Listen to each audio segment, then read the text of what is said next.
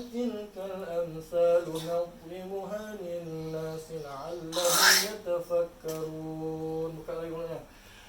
هو الله الذي لا إله إلا هو عالم الغيب والشهادة عالم الغيب والشهادة عالم الغيب والشهادة هو الرحمن الرحيم. هو الله الذي لا إله إلا هو الملك القدوس السلام المؤمن المهيمن العزيز الجبار المتكبر سبحان الله عما يشركون.